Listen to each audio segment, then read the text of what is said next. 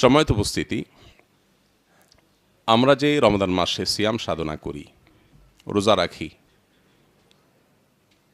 এই রোজাটার একটা দার্শনিক দিক তুলে ধরেছেন ভারত উপমহাদেশের অন্যতম একজন ইসলামিক ব্যক্তিত্ব,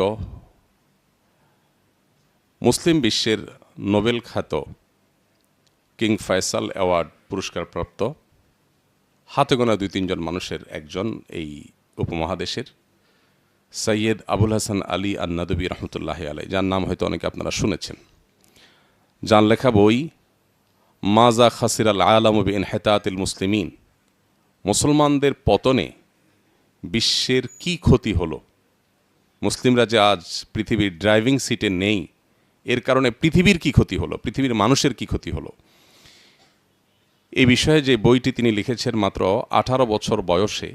যখন এই বইয়ের ভূমিকায় তিনি লিখেছেন যে আমি কোনো আরব দেশে এর মধ্যে যাইনি, কোনো অ্যারাবিয়ানকে দু চোখে দেখিনি, এই অবস্থায় যে বই লিখেছেন আজও আরব বিশ্বের, মিডল ইস্টের এমন কোনো বিশ্ববিদ্যালয়, এমন কোনো সমৃদ্ধ লাইব্রেরি পাওয়া অসম্ভব যেখানে মাজা খাসিরাল আলম বইটা নাই।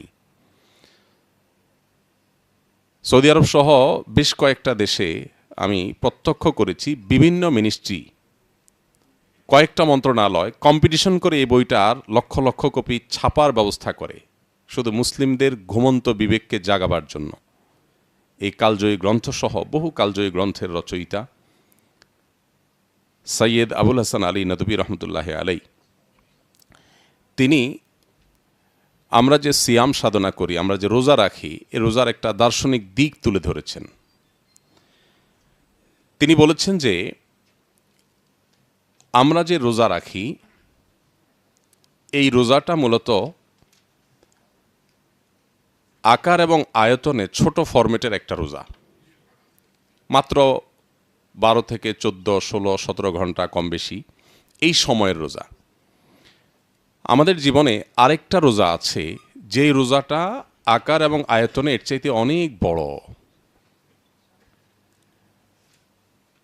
আলেমিয়া নদী রহমতুল্লাহ আলাই এই দুই ধরনের রোজার যে ধারণা তুলে ধরেছেন, আমার কাছে মনে হয়েছে আমরা যে সিয়াম বা সম সাধনা করি, রোজা রাখি, এই রোজার যে আসল তাৎপর্য, এর যে অন্তর্নিহিত উদ্দেশ্য, এর যে নিগূঢ় রহস্য, সেটা তার দার্শনিক ব্যাখ্যার মাধ্যমে খুব চমৎকারভাবে ফুটে ওঠে। আমি তার সে দার্শনিক ব্যাখ্যাটি তুলে ধরার পাশাপাশি আমার নিজস্ব কিছু উদাহরণ, উপমা আমি হয়তো অ্যাড করবো ইনশাআল্লাহ, যেটা আমাদের দেশীয় প্রেক্ষাপটে আমাদের পুরো বিষয়টাকে রপ্ত করতে বা বুঝতে একটু সহজ হবে।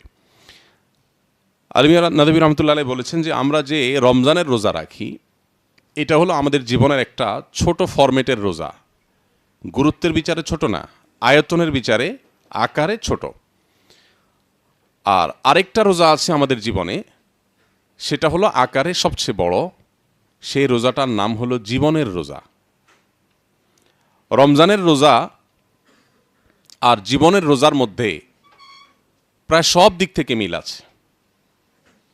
আমরা যদি একটু দুইটাকে কম্পেয়ার করার চেষ্টা করি, আমরা দেখব রমজানে যে আমরা রোজা রাখি, এই রোজার শুরু হয় শোভে সাদিকের মাধ্যমে। জীবনের রোজার শুরু হয় মানুষ যখন প্রাপ্তবয়স্ক হয় তখন থেকে। রমজানের রোজার পরিসমাপ্তি ঘটে সূর্য যখন অস্তমিত হয়, জীবনের রোজার পরিসমাপ্তি ঘটে জীবনের সূর্য যখন ডুবে যায়। রমজানের রোজা, এই রোজায় যেরকম নির্দিষ্ট কিছু বিষয় আমাদেরকে দেয়া হয়েছে, এগুলো থেকে আমাদেরকে বেঁচে থাকতে হয়, বিরত থাকতে হয়।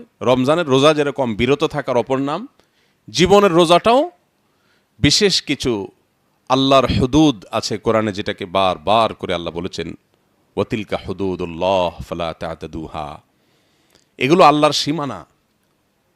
জীবনের রোজা রেখে এই সীমানাগুলো ব্রেক করা যাবে না। রমজানের রোজার সাথে জীবনের রোজার এরকম বহুবিধ মিল আমরা খুঁজে পাব, বহুবিধ। আরেকটা মিল আমরা খুঁজে পাব, যে মিলটা আলেমিয়া নদী রহমতুল্লাহ বলেন নাই, আমার কাছে মনে হয়েছে, সেটি হলো জীবনের রোজা যারা রাখেন, রমজান রোজা রাখার সাথে দারুণ একটা উদাহরণ এখানে আমরা পাই। রমজান মাসে যদি কেউ রোজা রাখেন, বিশেষ করে ছোট বাচ্চাদের কথা আমি বলতে চাই। আমরা যারা গ্রামে বড় হয়েছি, বিশেষ করে শৈশবটা যারা গ্রামে কাটিয়েছি, তাদের জন্য বোঝাটা একটু সহজ হবে। শহরে যারা আছেন তাদের আসলে অনেক কিছুই বোঝা একটু কঠিন হবে, যাদের শৈশব কৈশোর শহরে কেটেছে। তো মুসলমানদের পরিবারে ছোট ছোট বাচ্চারা রোজা রাখে শখ করে। আজকাল অবশ্য এটাও কমে যাচ্ছে। এখন মা বাবারা সন্তানদের এত আদর করে যে বাচ্চারা রোজা রাখতে চাইলেও অনেক ধার্মিক মা বাবাও দেখা যায় যে বাচ্চাদেরকে বলে, না বাবা তোমার কষ্ট হবে, দরকার নাই, তুমি ছোট মানুষ, তোমার পর রোজা ফরজ না। আমরা উল্টা চিত্র দেখেছি। আমরা শৈশবে যখন রোজা রাখার চেষ্টা করতাম, বা আমাদের বয়সে আমরা দেখতাম ছোট শিশু কিশোর রোজা রাখার চেষ্টা করতো, বাবা মা দাদা দাদি সবাই উৎসাহ দিতেন, উদ্দীপনা দিতেন। এই জন্য যে পরিমাণ চ্যালেঞ্জ আমি নিতে পারি, আমার ছেলে সে পরিমাণ চ্যালেঞ্জ নিতে পারে না।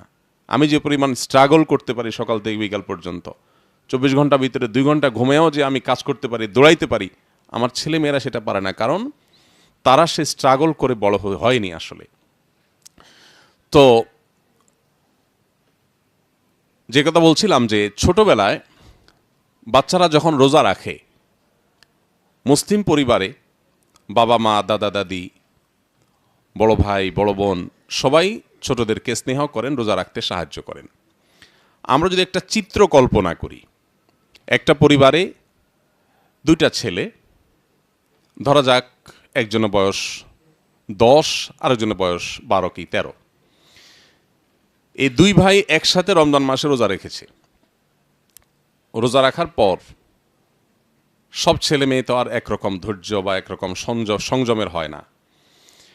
10টা 11টার দিকে দেখা যায় একটু কষ্ট হতে শুরু করে। ছোট মানুষ কখনো এভাবে না খেয়ে থাকেনি, উপবাস থাকেনি, তার একটু কষ্ট হয়। তো এর মধ্যে তাদের মধ্যে ছটপটে ভাব শুরু হয়। আমরা লক্ষ্য করি নতুন রোজাদারদের কমন কিছু জিনিস আছে। এর মধ্যে একটা হলো এই ছটপটে ভাব, আরেকটা হলো ঘন ঘন থুতু ফেলা। এটা নিশ্চয়ই শৈশবে আমরাও কম বেশি সবাই করেছি। থুতু গিললে রোজার কোনো ক্ষতি হয় না, এই মাসআলা জানুক আর না জানুক, জীবনের প্রথম রোজা রাখার পর থুতু গিলতেও বিবেকে বাদে, আরে রোজার কোনো ক্ষতি করতেছি কিনা।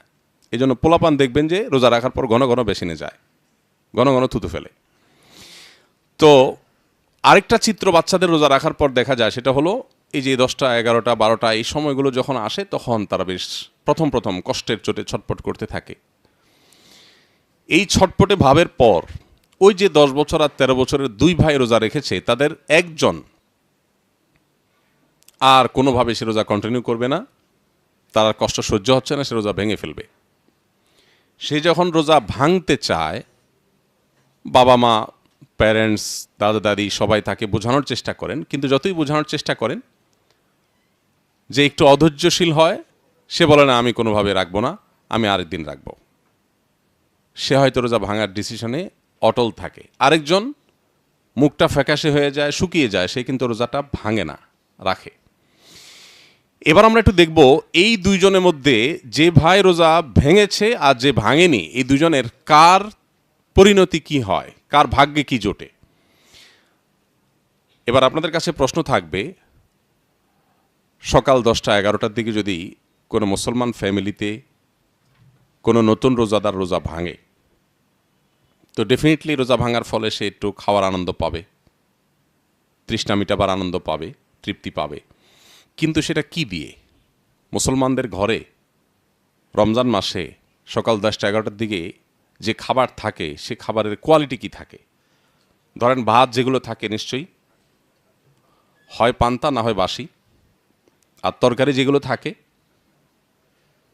মাছের নিশ্চয়ই ভালো ভালো টুকরোগুলো, পেটি পুটি এগুলো সব বড় রাতে শেষ হয়ে গেছে। এখন যেগুলো আছে হয়তো মাছের লেজ আছে, কানকল্লা আছে, অথবা বাছাই করা যেগুলো থেকে গেছে সেগুলো আছে। আর তরকারি যেগুলো আছে, গোশত হোক আর মাছ হোক আর ডাল হোক যাই থাকুক, 100% নিশ্চিত যেগুলো সবই বাসি। এই বাসি ভাত বাসি তরকারি 10টা 11টার দিকে খেয়ে যে ছেলেটা রোজা ভেঙে ফেলে, সে তৃপ্তির ঢেকুর তোলে যে তার ক্ষুধা শেষ, তৃষ্ণা শেষ, রোজার কষ্ট শেষ, একটু আরাম সে পায়, কোনো সন্দেহ নেই। একটু তৃপ্তি সে পায়, রোজার কষ্টটা তো শেষ। এরপর সে সূর্য ডুবা পর্যন্ত আর তার খাওয়ার পান করার বাধা নেই, সে পানাহার করে, সময় যেতে থাকে। অপরদিকে যেই ছেলেটা রোজা কন্টিনিউ করেছে, মুখটা ফ্যাকাশে হয়ে যাচ্ছে, শুকায় আসছে, জীবনের প্রথম দিকে রোজা, কিন্তু সে পণ করেছে না, সে রোজা রাখবেই, কোনোভাবে রোজা ভাঙবে না। যত দিন ঘনিয়ে আসে, বেলা যত গড়াতে থাকে, তার মুখ তত শুকোতে থাকে, তার জিহ্বা তত শুকোতে থাকে, তার কণ্ঠগুলো তত শুকিয়ে আসতে থাকে এবং সে তত দুর্বল হতে থাকে। কখনো সে শুয়ে পড়ে, কখনো ছটফট করে। এদিকে যে রোজা ভাঙছে সে কিন্তু বেশ ফুর্তিতেই থাকে। এভাবে যখন সূর্য ডোবার কাছাকাছি সময় চলে আসে, এই দুই ভাইয়ের মধ্যে যে ভাইটা রোজা ভেঙেছে, সূর্য ডুবার ঠিক আগ মুহূর্তে একটা মুসলিম পরিবারের চিত্র এবং দৃশ্য কি হয়ে থাকে।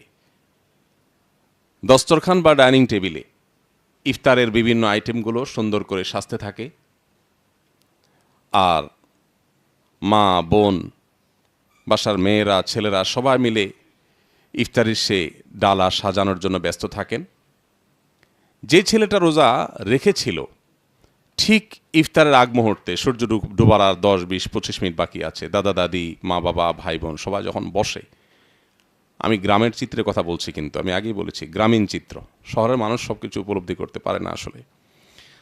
তো গ্রামে যদি এরকম একটা অবস্থা তৈরি হয় ইফতারের আগ মুহূর্তে, যে আপনি বিছানা বিছিয়ে ইফতারের সব আইটেম নিয়ে বসছেন, শরবত, ঝাল, মিষ্টি সব আইটেম সাজানি বসছেন ফলমূল নিয়ে, যে ছেলেটা রোজা থাকে সেই ছেলেটার অবস্থান থাকে যে সে ডাইনিং টেবিলে দাদার কাছে, বাবার কাছে, মায়ের কাছে খুব যত্ন সহকারে থাকে এবং সবাই তার মাথায় হাত বুলাতে থাকে, পিঠে হাত চাপাতে থাকে। মাশাআল্লাহ, এই তো আর 20 মিনিট, আর 15 মিনিট, এই তো আর একটু বাকি, আজান দিল, আর দেরি নাই, দেখো এই যে কত রকমারি খাবার তোমার জন্য আসছে। তাকে কিন্তু একের পর এক সে খাবারের প্রলোভন, খাবারের জন্য তাকে উৎসাহ দেওয়া, উদ্দীপনা দেওয়া, মানে সে যে জিতে গেল, সে যে জয়ী হয়ে গেল তার জীবনের রোজায়, রমজানের রোজায়, এটার জন্য তাকে উৎসাহ দিতে থাকে।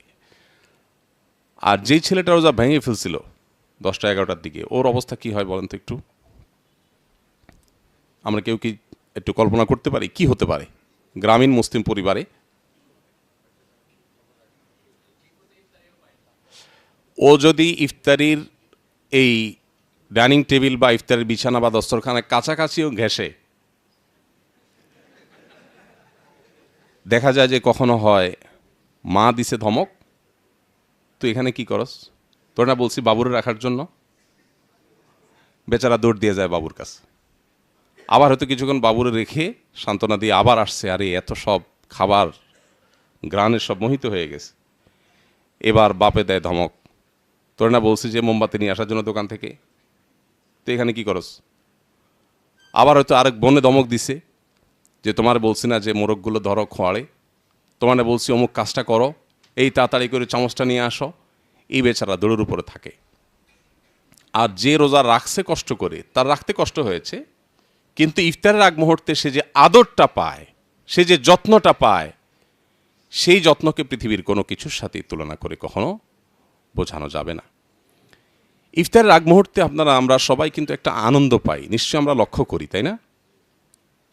আমার কাছে মনে হয় পৃথিবীর কোনো খাবারে এই তৃপ্তি নাই ইফতারের এক টুকরো খেজুর, এক ঢোক পানি, একটু শরবতের মধ্যে যে তৃপ্তি। যারা রোজাদার তারা সবাই আমরা ফিল করার কথা। দেখুন, ইফতার হলো, আরবিতে আমরা ইফতার বলি, এর বাংলা অর্থ কি? নাস্তা, যেটাকে ফুতুর বলি। ফুতুর ইফতার একই জিনিস, একই মূলধাতু থেকে উৎকলিত। ইফতার মানে নাস্তা।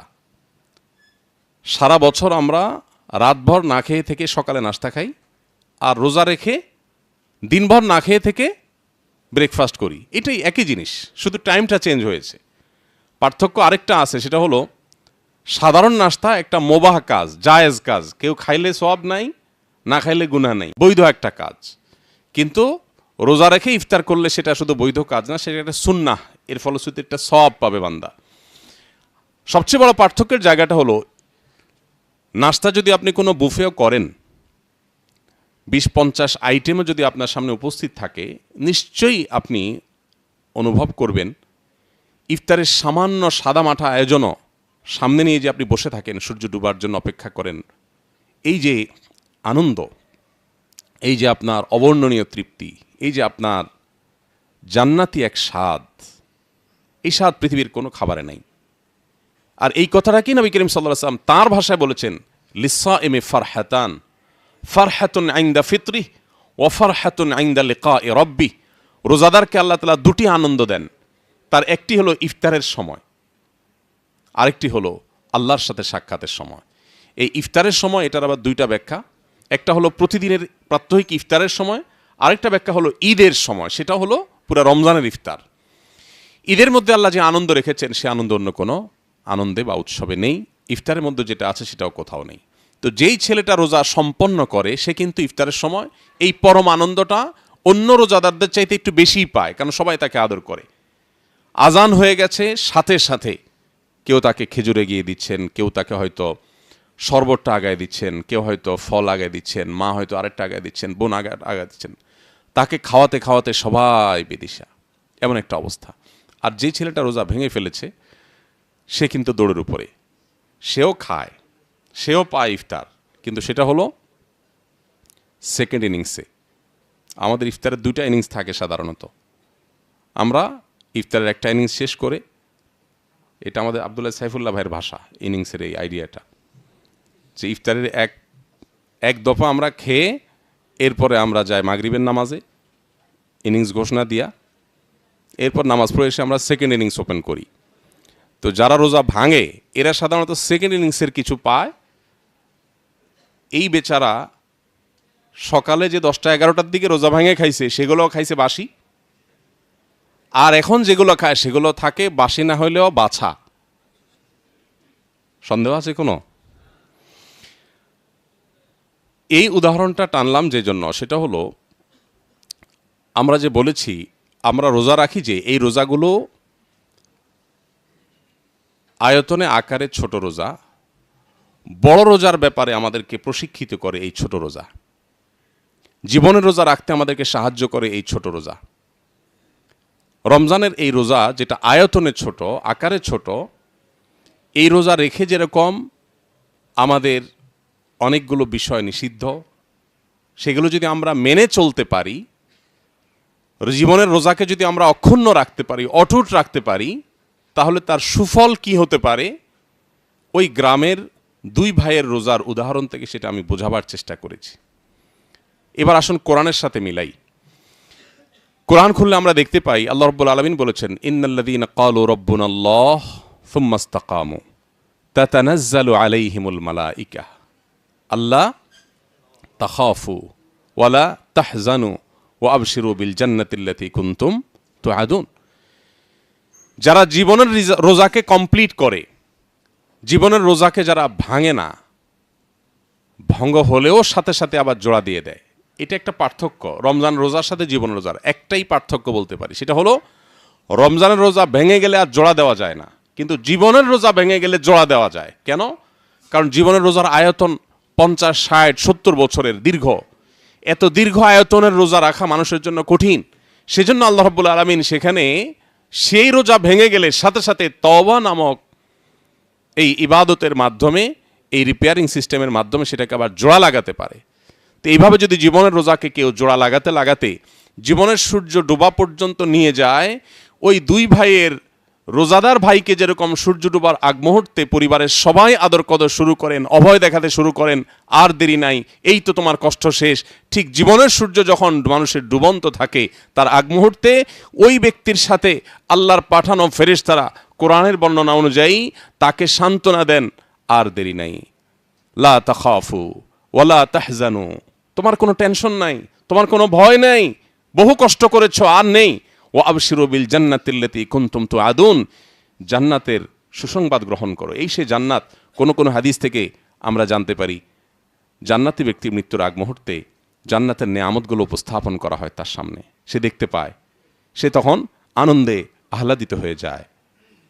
আমরা মনে করি সে হয়তো প্রিয়জনের ছেড়ে যাওয়ার, রেখে যাওয়ার বেদনায় সে হয়তো কাতর, কিন্তু না, জান্নাতি মানুষ ওই সময় জান্নাতের নেয়ামতসমূহ দেখে আল্লাহর সাক্ষাৎ এবং জান্নাত লাভের যে তার ব্যাকুলতা, তার যে আনন্দ, সে আনন্দ সে উপভোগ করতে করতে দুনিয়া সে ত্যাগ করে চলে যায়। পক্ষান্তরে ওই রোজা ভাঙা ছোট ভাইয়ের মতো জীবনের রোজা যারা ভেঙে ফেলেছেন অথচ নিজেকে মুসলমান দাবি করেন, হয়তো মুসলিম, নামাজ কালামও পড়ার চেষ্টা করেন, কিন্তু বারবার জীবন রোজা ভেঙেছেন, আল্লাহর বহু আদেশ নিষেধকে লঙ্ঘন করেছেন, কোরআন থেকে দূরে সরেছিলেন, হাদিস থেকে দূরে সরেছিলেন, ইসলাম থেকে দূরে সরেছিলেন, ইসলামকে টুকটাক গায়ে মাখিয়েছেন আর জীবনের সব কিছুকে ঠিকঠাক রেখেছেন, এরকম ধরি মাছ নাছুই পানির টাইপ যে মুসলমান হয়েছেন, যারা জীবনের রোজাকে বারবার ভেঙে ফেলেছেন এবং সেটাকে তওবার সেই জোড়া লাগাবার সেই ফরম্যাট বা সেই আইডিয়া দিয়ে সে মডেল দিয়ে আর জোড়া লাগাননি, এই মানুষগুলোর পরিণতি ওই ছোট ভাই যে রোজা ভঙ্গ করে তার মতোই হবে। কিভাবে? কিয়ামতের ময়দানে যখন সে নিজের পাপাচারের কারণে নানান শাস্তির মুখোমুখি হবে। কিয়ামতের ময়দান থেকেই তো শাস্তি শুরু, কারণ কিয়ামতের ময়দানের যে ভয়াবহতা ইটসেলফ একটা শাস্তি। এরপর যখন পদে পদে শাস্তিগুলো সে ভোগ করতে থাকবে, একটা পর্যায়ে অন্য জান্নাতীরা জান্নাতে যাওয়ার বহু সময় পর সে হয়তো জান্নাতে যাওয়ার সুযোগ পাবে। আহলুস সুন্নাহ ওয়াল জামাতের আকীদা এবং বিশ্বাস এটাই যে কোনো মুসলমান যদি মারা যায়, ঈমান নিয়ে যদি মারা যায়, তার পাপাচারের কারণে সে যদি জাহান্নামে যেতেও হয়, একটা সময় আল্লাহ তাকে মাফ করে জান্নাতে দিবেন ইনশাআল্লাহ। কিন্তু ওই যে রোজাভঙ্গকারী, রমজানের রোজাভঙ্গকারী যেরকম বাসি জিনিস পায়, জান্নাতে অবশ্য কোনো কিছু বাসি হয় না, সেও পরে পাবে, আগে পাবে না। এখন সিদ্ধান্ত আমাদেরকে নিতে হবে, আমরা কি রমজানের রোজা থেকে জীবনের বৃহত্তর রোজার জন্য প্রস্তুতি গ্রহণ করব, শিখব, প্রশিক্ষণ নিব? রমজানের রোজাকে ধরে রাখার জন্য যেরকম আমরা কসরত করি, আমরা যেরকম চেষ্টা করি, আমাদের জীবনের রোজাকে ধরে রাখার চেষ্টাটা আমরা করব কিনা, এই সিদ্ধান্ত আমাদেরকে নিতে হবে। সময়ত ভাইরা, আজ ভোগবাদী এই পৃথিবীতে যেদিকে তাকাবেন, চতুর্দিকে দেখবেন শুধুমাত্র ভোগের আহ্বান। চতুর্দিকে আপনি প্রতিটি বিজ্ঞাপনী বিলবোর্ডের দিকে তাকালে দেখবেন আপনাকে ভোগের জন্য ডাকা হচ্ছে, আহ্বান করা হচ্ছে। প্রতিটি অ্যাডভার্টাইজমেন্ট, প্রতিটি প্রচার, প্রতিটি ঘোষণা, সব আয়োজন ভোগের জন্য। ইসলাম আমাদেরকে এমন এক জীবন ব্যবস্থা দিয়েছে, এখানে আমাদেরকে ত্যাগের শিক্ষা দেওয়া হয়। এই জন্যই তো মুসলিমদের কেউ দমাতে পারে না যদি মুসলিমরা মুসলিম হয়। আল্লাহ যে বলেছেন, ওয়া আনতুমুল আ'লাউনা ইন কুনতুম মুমিনিন, ঈমানদার হয়ে থাকলে তোমাদেরকে কেউ হারাতে পারবে না, সুযোগ নাই, নো অপশন। কারণ তাদেরকে কে হারাবে? যারা মরতে পারলেই গর্বিত, যারা মরার জন্যই লড়ে, তাদেরকে হারাবার ক্ষমতা তো পৃথিবীতে কারণ নাই। আল্লাহ তাআলা কোরআনে কারিমে ইহুদি এবং খ্রিস্টান উভয় সম্প্রদায় সম্পর্কে বলেছেন যে তাদেরকে দেখবে তোমরা, তারা মরতে চায় না, তারা বলবে আমাদের জান্নাত গ্যারান্টেড হয়ে গেছে। খ্রিস্টানরা বলে যে ঈসা আলাইহিস সালাম ক্রুশবিদ্ধ হয়ে আমাদের সব পাপের দায় তিনি নিয়ে নিছেন, আমাদের টেনশন নাই। ইহুদিরা বলে যে লান তামাসসানান নারু ইল্লা আইয়ামান মা'দুদা, আমাদের জাহান্নামে গেলেও সামান্য কয়েকদিনের জন্য যেতে হবে, আমাদের নবী বলে দিয়েছেন। এই জন্য তাদের যা খুশি তা করতে পারে করে। কিন্তু আমাদের নবী মুহাম্মদ সাল্লাল্লাহু আলাইহি ওয়াসাল্লাম আমাদেরকে বলেছেন না, প্রতিটা পদে পদে আমাদেরকে হিসাব করে করে চলতে হবে। ইন্নাল্লাহা লা ইউহিব্বুল মু'তাদিন, আল্লাহ সীমানা দিয়েছেন, এগুলো ক্রস করা যাবে না। এই যে মুসলমানদের সাথে অন্যদের পার্থক্যের জায়গাটা আল্লাহ তাআলা যে একেবারে চূড়ান্তভাবে বলে দিলেন যে ওয়ালা তাহিনু ওয়ালা তাহজানু ওয়া আনতুমুল আ'লাউনা ইন কুনতুম মুমিনিন, তোমরাই বিজয়ী হবে, তোমরাই সার্থক হবে, সফল হবে, তোমাদের কেউ হারাতে পারবে না ঈমানদার হলে। ঈমানদারকে হারানোর কোনো মেথড পৃথিবীতে কেউ কোনোদিন আবিষ্কার করতে পারবে না, কারণ ঈমানদারকে তো হারানো যাবে না, ঈমানদার তো মরলেও জিতে। নবী করিম সাল্লাল্লাহু আলাইহি ওয়াসাল্লাম বলেছেন, আজাবান লি আমরিল মুমিন, ঈমানদারের পুরো জীবনটাই হলো পিকুলিয়ার, অদ্ভুত, আশ্চর্যজনক। কারণ ইন আসাবাহু খায়রুন শাকারা ফাকানা খায়রুল্লাহ, ঈমানদারের জীবনে যদি ভালো কিছু হয় সে আলহামদুলিল্লাহ বলে, শুকরিয়া আদায় করে, একদিকে ভালো জিনিস পাইলো আবার শুকরিয়া আদায় করে সওয়াব পাইলো। ওয়াইন আসাবাহু শাররুন, আর ঈমানদারের জীবনে যদি কোনো বিপদ আসে, কষ্ট আসে, সবারা, সে ধৈর্য ধারণ করে, ফাকানা খায়রুল্লাহ, ধৈর্য ধারণ করে আবার সে সওয়াব কামাই করে। হাতির মতো মরলেও লাখ, বাঁচলেও লাখ। এই জন্য ভাই, যে ইসলাম আল্লাহ তাআলা আমাদেরকে দিয়েছেন, শুধুমাত্র এই নিয়ামতের কথা যদি আমরা চিন্তা করি, আল্লাহর এই নিয়ামতের শুকরিয়া কিয়ামত পর্যন্ত সিজদা দিয়ে আমরা আদায় করতে পারবো না। এই যে আমরা সিয়াম সাধনা করছি, এই সিয়াম আমাদেরকে কত কিছু দিচ্ছে। দেখুন, আমরা যে বিরত থাকার কসরত করছি, সিয়াম তো আমাদেরকে, সিয়াম শব্দের অর্থ, সম শব্দের অর্থ বিরত থাকা, আমরা সবাই জানি। পানাহার যৌনাচার থেকে আমরা বিরত থাকছি। এত কিছু থাকতে আল্লাহ তাআলা রোজা রেখে এই দুইটা কাজ কেন ছাড়তে বললেন? পানাহার এবং যৌনাচার কেন? দুনিয়াতে ভোগের তো আরো বহু শত আইটেম আছে, আল্লাহ কেন বললেন রোজা রেখে এই দুইটা করা যাবে না? কারণ পৃথিবীতে মানুষ যত অপরাধ করে, মানুষের মধ্যে যত অপরাধের ভেতরে যে অদৃশ্য দাহন বা জ্বালা তাকে ছটফট করাতে থাকে, সেটা মূলত এই খুন্নিবৃত্তি এবং যৌনবৃত্তির কারণে হয়। এই দুইটাকে যদি মানুষ কন্ট্রোল করতে পারে তাহলে সে নিজেকে কন্ট্রোল করতে পারে। আমি যেটা বলছিলাম যে গোটা পৃথিবী আপনাকে ভোগের আহ্বান করবে, শুধু ইসলাম আপনাকে বলবে না ব্রেক ব্রেক। সিয়াম মানেই হলো ব্রেক। আমার এখন ক্ষুধা আছে, তৃষ্ণা আছে, পিপাসা আছে, খাবারও হাতের কাছে আছে, পানিও আছে, কিন্তু আমি খাচ্ছি না, ব্রেক দিচ্ছি, এটাই সিয়াম।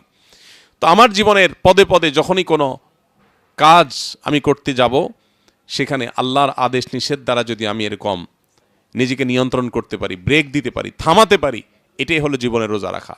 রমজানের রোজা আমাদেরকে জীবনের রোজা রাখার পরে সাহস যোগায়, শিক্ষা দেয়, প্রেরণা দেয়, প্রশিক্ষণ দেয়। কিন্তু বেশিরভাগ মানুষ আমরা জানি না কেন আমরা রমজান রোজা রাখি। আল্লাহ তাআলা বলেছেন লাআল্লাকুম তাত্তাকুন, রোজা ফরজ করা হয়েছে যেন তোমরা মুত্তাকি হও। কিভাবে মুত্তাকি হবে? এই যে একজন মানুষ রমজান মাসে দিনের বেলা রোজা রেখে আজন্ম চিটার বাটপার মানুষও যদি হয়, কথায় কথায় মিথ্যা, সবার সাথে বাটপারি করা মানুষটাও যদি রোজা রাখে, সে রোজা রেখে কিন্তু বাটপারিটা করে না, মানে রোজার সাথে বাটপারিটা আল্লাহর সাথে করে না। কেন? কেউ দেখছে না, ক্ষুধা আছে পেটে, হাতের কাছে খাবারও আছে, যে কক্ষে আছে সেখানে সিসি ক্যামেরাও নাই, তারপরে কিন্তু সে খাবারটা খায় না। কেন? সব জায়গায় ছল চাতুরি করে, সব জায়গায় চিটারি বাটপারি করে, কিন্তু এখানে এসে সে কেন খায় না? তার কারণ হলো সে জানে আল্লাহ তাআলা তাকে দেখছেন, এজন্য সে নিজেকে নিয়ন্ত্রণ করে। এই সিয়াম যে কত বড় মানুষ গড়ার কারিগর, এই সিয়াম যে কত বড় প্রশিক্ষণ কেন্দ্র, এটা যে কত বড় ট্রেনিং সেন্টার, এখান থেকে যে আমাদের জীবনকে কত বেশি আমরা পরিবর্তন করতে পারি, সেটা বলে শেষ করা যাবে না। কিন্তু বেশিরভাগ মানুষই আমরা সিয়াম রাখি, সিয়ামের লক্ষ্য, সিয়ামের উদ্দেশ্য, এর আসল শিক্ষা, এর প্রশিক্ষণ আমরা গ্রহণ করতে পারি না। আমি হাজার হাজার লাখো মানুষের মজলিসে, মাহফিলে প্রশ্ন রেখেছি কেন আমরা রোজা রাখি। দেখা গেছে যে শতকরা একজন মানুষ উত্তর দিতে পারেন না কেন রোজা রাখেন। রোজা কিন্তু রাখছেন 20-30 বছর ধরে, কিন্তু তিনি জানেন না তিনি রোজা কেন রাখছেন। বেশিরভাগ মানুষকে প্রশ্ন করলে বলে রোজা রাখি আল্লাহর সন্তুষ্টির জন্য, জান্নাতে যাওয়ার জন্য। আমি বললাম সঠিক উত্তর তো না। এটা রোজার ফাইনাল উদ্দেশ্য হতে পারে, প্রাইমারি টার্গেট এটা না, প্রাথমিক লক্ষ্য এটা না। প্রত্যেকটা কাজের একটা প্রাথমিক লক্ষ্য থাকে আর একটা চূড়ান্ত লক্ষ্য থাকে। আমি এখান থেকে বের হয়ে যদি ওমরার উদ্দেশ্যে পাসপোর্ট, টিকিট, ভিসা সব রেডি করে নিয়ে, লাগেজ ইত্যাদি নিয়ে গাড়িতে চেপে বসি, তো এই গাড়িতে বসেছি কেন আমাকে যদি জিজ্ঞাসা করা হয়, আমার উত্তর হবে আমি এই গাড়িতে চেপে বসেছি, আমার প্রাথমিক লক্ষ্য হলো এয়ারপোর্ট পর্যন্ত যাওয়া, আর ফাইনাল টার্গেট হলো, চূড়ান্ত লক্ষ্য হলো জেদ্দা এয়ারপোর্ট হয়ে মক্কায় পৌঁছা। এখন কেউ যদি প্রাথমিক লক্ষ্য পূরণ করতে না পারে, টাইম মতো এয়ারপোর্টে গিয়ে ফ্লাইট ধরতে না পারে, তাহলে সে ফাইনাল টার্গেটে কিভাবে যাবে? সিয়াম আমাদেরকে প্রাথমিক একটা লক্ষ্য দিয়েছে। আল্লাহ তাআলা সিয়ামের প্রাথমিক লক্ষ্য বলেছেন লাআল্লাকুম তাত্তাকুন। তোমার সিয়াম তোমাকে মুত্তাকি বানাচ্ছে কিনা। প্রতিদিনের সিয়াম শেষে তোমাকে হিসাব মিলাতে হবে যে আজকের দিনে কয়বার মিথ্যা বলতে গিয়ে আমার মুখ থমকে গেছে, আজকের দিনে কয়বার সোশ্যাল মিডিয়াতে, মোবাইলে, ফেসবুক, ইউটিউবে স্ক্রল করতে করতে একটা হারাম ভিডিও আমার চোখের এরিয়াতে এসেছে, আমি আল্লাহর ভয়ে সেটাকে স্কিপ করে চলে গেছি। এই ঘটনা কয়বার ঘটেছে? আজকের দিনে কয়বার সহকর্মীর সাথে, কারোর সাথে মেজাজ হারানোর মতো ইস্যু তৈরি হয়েছে, কিন্তু নবীজি বলেছেন রোজাদার যেন বলে দেয় ইন্নী সাইম, আমি রোজা আছি ভাই, তোমার কথার গরম উত্তর আমি দিতে পারলাম না। এটা সে কয়বার বলতে পেরেছে? সারা মাস ব্যাপী যদি এরকম কসরত করে, তাহলে সেখান থেকে তার ভালো কাজের অভ্যাস, মন্দ কাজ থেকে নিজেকে বেঁচে থাকার অভ্যাস গড়ে উঠবে। এই লক্ষ্যটা, তাকওয়া অর্জনের লক্ষ্যটা যদি সিয়ামের দ্বারা হাসিল হয়, তাহলে সিয়ামের আসল উদ্দেশ্য যে আল্লাহর হাতে পুরস্কার গ্রহণ, জান্নাতে রাইয়ান নামক গেট দিয়ে প্রবেশ, আরও যত পুরস্কারের কথা কোরআন এবং হাদিসে রয়েছে, সেগুলো সেই অর্জন করবে যার সিয়াম তাকে মুত্তাকি বানায়। আর যার সিয়াম তাকে মুত্তাকি বানাবে না, তার সেই সিয়ামের আসল লক্ষ্য আল্লাহকে সন্তুষ্ট করা এবং জান্নাতে পৌঁছা, এটা তার জন্য সুদূর পরাহত হতে পারে। এই জন্য ভাইরা, বারবার করে আমাদের প্রতিদিন আমাদের সিয়ামের লক্ষ্য উদ্দেশ্য সম্পর্কে আমাদের নিজেদেরকে প্রশ্ন রাখা দরকার। আমি কতটা এই উদ্দেশ্যকে বাস্তবায়ন করতে পারছি, কতটা আমি সিয়ামের SMS এর, সিয়ামের মেসেজটা আমি বুঝতে পারছি, সিয়ামের বার্তাটা আমি নিতে পারছি। প্রতিদিন বারবার করে এই যোগ বিয়োগ করা দরকার। আমার যদি রমজান মাস শেষে তাকওয়াতে এক বিন্দু পরিমাণও পরিবর্তন না হয়, তাহলে ভাইরা আমার, কোরআন এবং সুন্নাহর জ্ঞান আল্লাহ আপনাকে, আমাকে, আমাদের সবাইকে যেটুকু দিয়েছে সে সাধারণ জ্ঞান থেকে আমরা বলতে পারি এই সিয়াম অনেকটাই অর্থহীন। আল্লাহ নবীর ভাষায় বলতে গেলে মাল্লাম ইয়াদা কাউলা জুরি ওয়াল আমালা বিহি ওয়াল জাহাল, সহিহ বুখারীর হাদিস, যে ব্যক্তি মিথ্যা কথা, মিথ্যা কাজ, মূর্খতা সুলভ আচরণ এগুলো পরিহার করতে না পারল, ফালাইসা লিল্লাহি হাজা আইয়াদা তাআমাহু ওয়া শারাবা, তাহলে তার এই পানাহার বর্জনে আল্লাহর কোনো ঠেকা পড়ে নাই, কোনো লাভ নেই। এজন্য ভাই, সিয়াম আমরা রাখছি, মুত্তাকি আমরা হচ্ছি না। রোজা আমরা রাখছি, তাকওয়া চর্চা আমাদের বাড়ছে না। রোজা আমরা রাখছি, পরিবর্তন আমাদের হচ্ছে না। এই বছরের এই রমাদান, এটা আমার জীবনকে পরিবর্তন করতে হবে। কি পরিবর্তন করব, কোন জায়গায় আমি সংশোধনী আনবো, সেটা আমাকে ডিসিশন নিতে হবে। নিশ্চয়ই আমার উইকনেস পয়েন্টগুলো আমার জানা আছে, আমার দুর্বল পয়েন্টগুলোকে আমি নোট করে এই রমজানে সেগুলোকে আমি কোরবান করার, সেগুলোকে আমি বিসর্জন করার, ত্যাগ করার সংকল্প এবং শপথ আমাকে করতে হবে। রমজান শেষে যেন আমি নিজের কাছে নিজে অন্তত ক্লিয়ার থাকি যে আমি এই জায়গা থেকে এই জায়গায় চলে আসছি, সরে আসছি। স্পেসিফিক যেন একেবারে আমার এক একটা বদভ্যাস আমি ত্যাগ করার সংকল্প করে যেন সফল হই। যদি না করি তাহলে ভাই আবার আরেকটা রমজান পাবো, আবার আত্মশুদ্ধির সুযোগ পাবো, আবার সংশোধনের সুযোগ পাবো, সেই গ্যারান্টি তো কেউই আমরা কাউকে দিতে পারবো না। অতএব এটাকে জীবনের শেষ রমজান মনে করি, অবশিষ্ট দিনগুলোকে আমরা তাকওয়া চর্চার ব্যাপারে আরও সিরিয়াস হই, আরও আন্তরিক হই, রোজার আসল উদ্দেশ্যটাকে আমরা বোঝার চেষ্টা করি। দেখুন, প্রিয় নবী সাল্লাল্লাহু আলাইহি সাল্লামের জীবনে 8টা রমজান পেয়েছেন, 8টা বা 9টা রমজান পেয়েছেন। দ্বিতীয় হিজরিতে রমজান রোজা ফরজ হয়েছে, দশম হিজরিতে তিনি দুনিয়া থেকে চলে গেছেন। আর আমরা এক একজন জীবনে 20, 30, 40, 50, 60 বছর রোজা রাখার সুযোগ পেয়েছি। সাহাবীদের অনেকে জীবনে একবার রমজান রোজা রাখা পেয়েছেন, কেউ হয়তো একবারও পান নাই। বৃদ্ধ বয়সে ইসলাম গ্রহণ করেছেন, এরপরে জেহাদে গিয়েছেন, শহীদ হয়ে গেছেন, শেষ রমজান রোজা রাখার সুযোগই পান নাই। কেউ হয়তো 2টা 4টা পেয়েছেন, আর আমরা 50, 60টা রমজান পাচ্ছি। বাট আমাদের জীবনে কোনো পরিবর্তন নাই। আর এই জন্য এতগুলো কথা বলা। সিয়াম শুধুমাত্র আল্লাহর কাছ থেকে পুরস্কার গ্রহণ করা বা সওয়াব আহরণের জন্য নয়, সেটা সিয়ামের অন্যতম উদ্দেশ্য, কিন্তু সিয়ামের আসল উদ্দেশ্য হলো লাআল্লাকুম তাত্তাকুন, যেন আমরা মুত্তাকি হতে পারি। আল্লাহ রাব্বুল আলামিন আমাদের সবাইকে রমজানের এই সিয়াম থেকে সারা জীবনের যে রোজা, আমাদের জীবনব্যাপী যে রোজা, সেই রোজার জন্য আল্লাহ তাআলা আমাদেরকে শিক্ষা গ্রহণ করা, প্রশিক্ষণ গ্রহণ করার তৌফিক দান করুন।